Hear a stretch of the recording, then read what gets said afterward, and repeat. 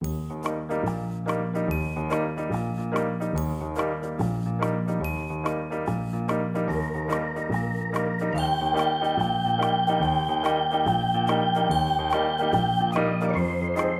adik-adik, jumpa lagi dalam acara Bina Iman Anak Katolik. Katolik.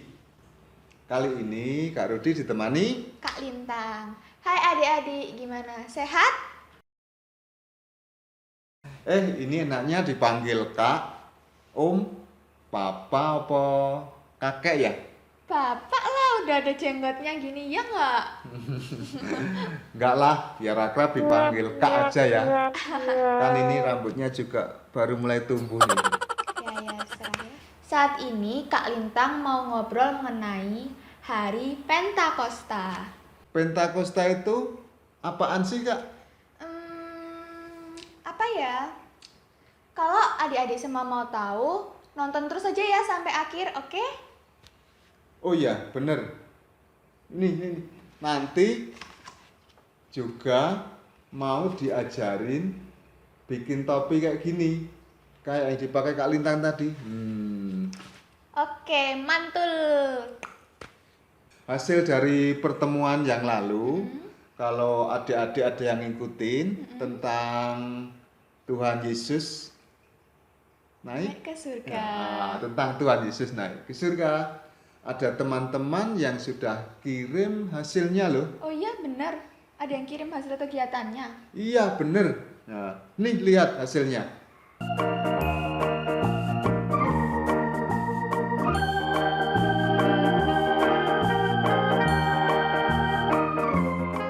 Bapa dan Putra dan Roh Kudus. Amin.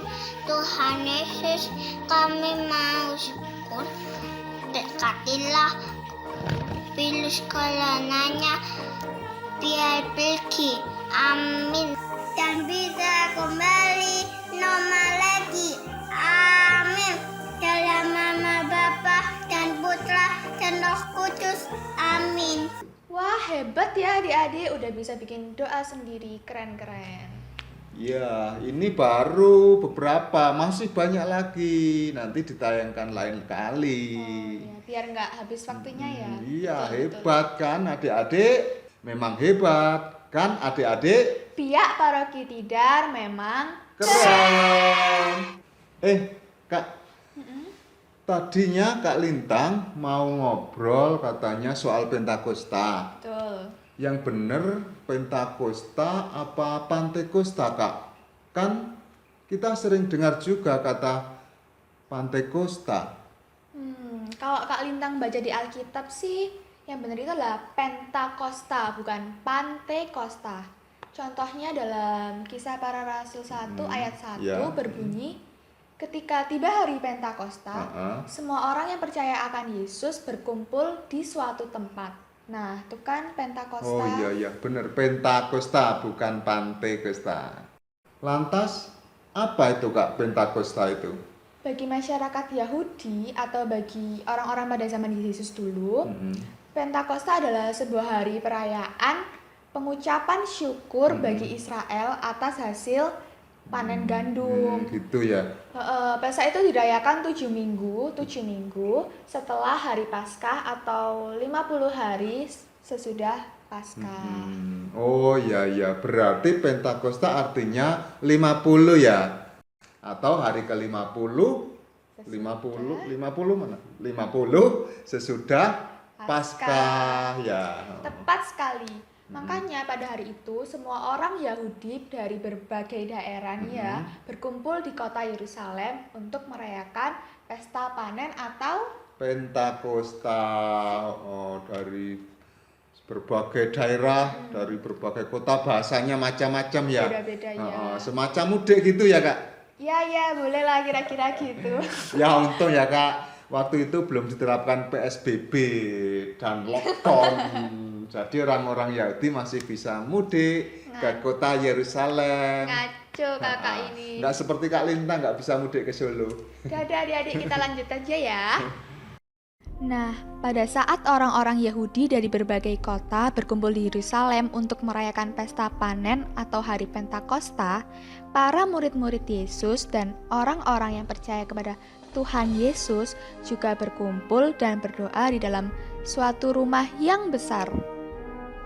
Rumah itu ditutup dan dikunci karena mereka takut sama orang-orang Yahudi yang memusuhi para murid Yesus. Tiba-tiba dari langit ada bunyi seperti tiupan angin keras yang turun ke rumah di mana para murid Yesus berkumpul di dalamnya.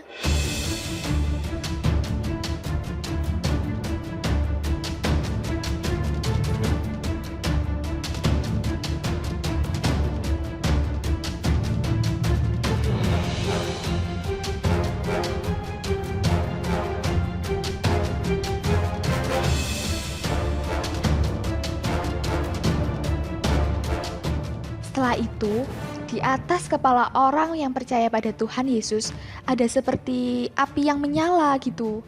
Dan itu ternyata adalah Roh Kudus yang masuk ke dalam para murid Yesus itu.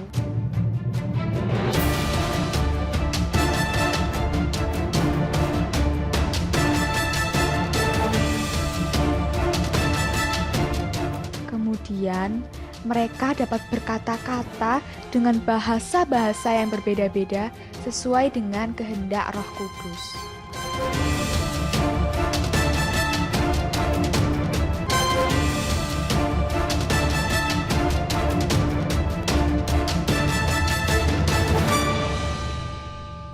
Nah, saat itu orang-orang dari berbagai bangsa dan daerah yang ada di luar melihat semua itu lalu menuju rumah tempat para murid Yesus berkumpul.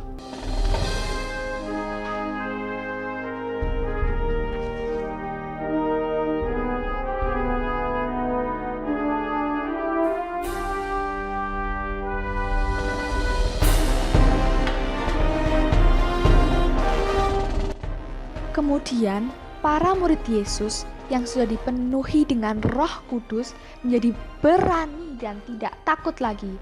Mereka kemudian keluar dari rumah itu dan bercerita tentang Tuhan Yesus yang baik dan mengasihi mereka semua.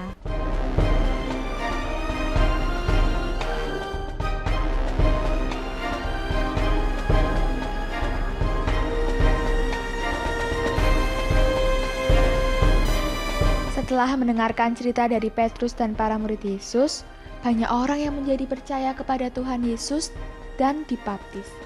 Waktu itu jumlah mereka bertambah kira-kira 3.000 orang. Nah, itulah adik-adik, sejak saat itu bagi kita para murid Tuhan, Pentakosta itu bukan lagi perayaan pesta panen, bukan kayak orang Yahudi lagi. Tapi jadinya perayaan turunnya Roh Kudus. Roh yang dijanjikan Tuhan untuk mendampingi kita semua.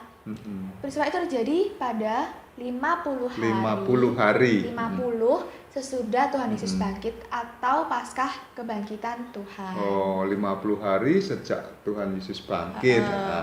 Atau 10 hari setelah Tuhan Yesus naik ke surga ya. Tuhan Yesus naik ke surga 10 hari. Itu Roh Kudus turun. Menarik sekali. Sampai melongo aku tadi Kak dengar cerita Kak Lintang. Adik-adik juga ya. Itu artinya kita semua yang sudah dibaptis juga menerima Roh Kudus ya Kak? Iya, benar. Yang artinya kita juga harus berani menjadi saksi tentang kebenaran dan kebaikan Tuhan seperti para murid Yesus pada hari Pentakosta tadi. Iya. Terus caranya itu untuk bersaksi gimana Kak?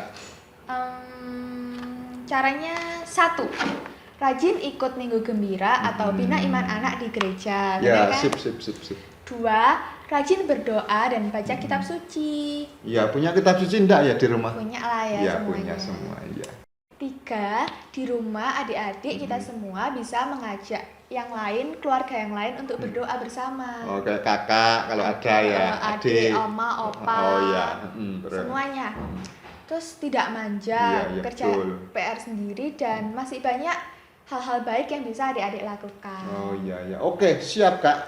Siap. Nah, tuh adik-adik, ingat ya pesan Kak Lintang tadi, kita sudah menjadi murid Tuhan. Harus Seperti itu tadi. seperti itu tadi. Apa itu tadi ya? Tadi ada 3 langkah harus tadi. ya harus apal. Harus dong. Oh ya, Kak Lintang.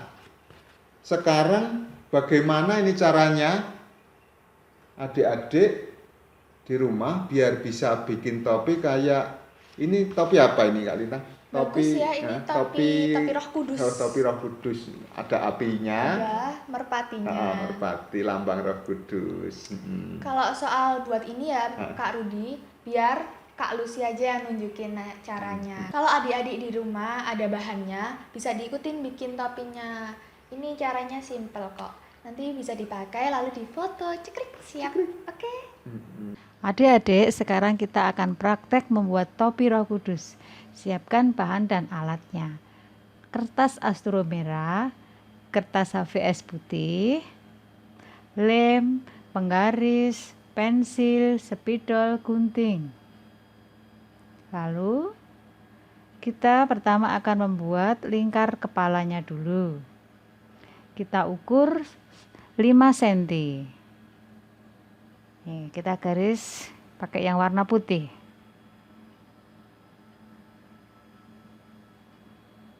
Kita garis panjang.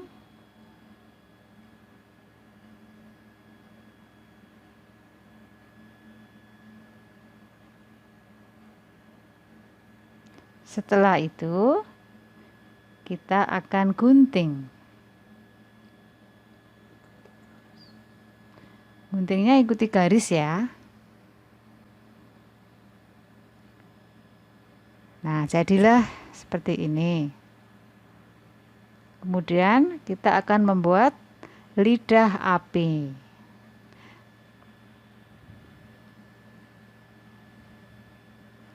Gambarnya pakai spidol. Bentuk lidah apinya seperti ini ya.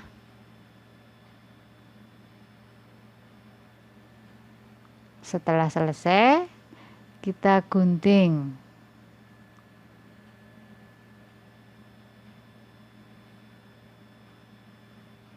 Guntingnya hati-hati ya, biar bentuknya nanti bagus.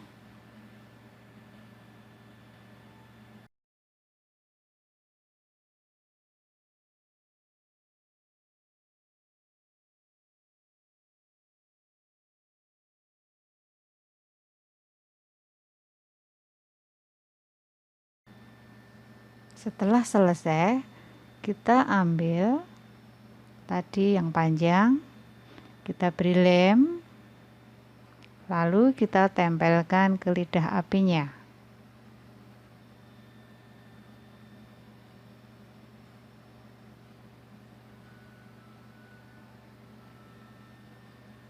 Kita lem lidah apinya, lalu kita akan tempel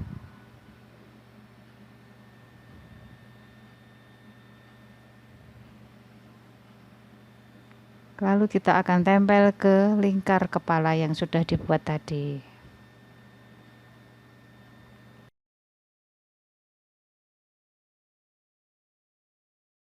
Setelah ditempel, lalu kita paskan pada kepala kita, kepala kamu. Nah, setelah pas, kita angkat pelan-pelan, kemudian kita staples. Plus 2 kali biar kuat. Nah, coba dipakai. Nah, setelah pas, kita pakai dulu. Kita sekarang akan membuat burung merpati. Membuatnya pakai disket dulu, pakai pensil ya. Nah, setelah selesai membuat sket burung merpatinya, kita ambil spidol, kita tebali.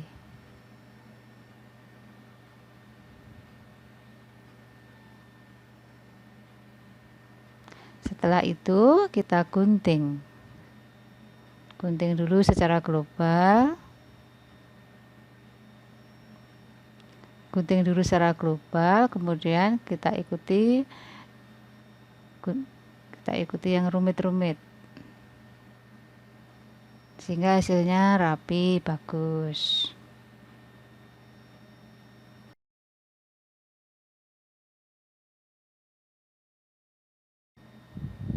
Kita gunting dengan rapi dan bagus.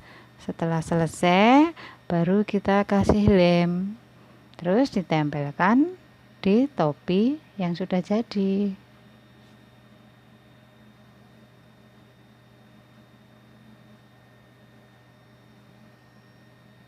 Nah, kita ngelemnya tidak penuh ya, lem aja di tengahnya biar seperti burung yang mengepakkan sayapnya. Dan kita pakai, jadilah topi Roh Kudus. You suck. You're a loser.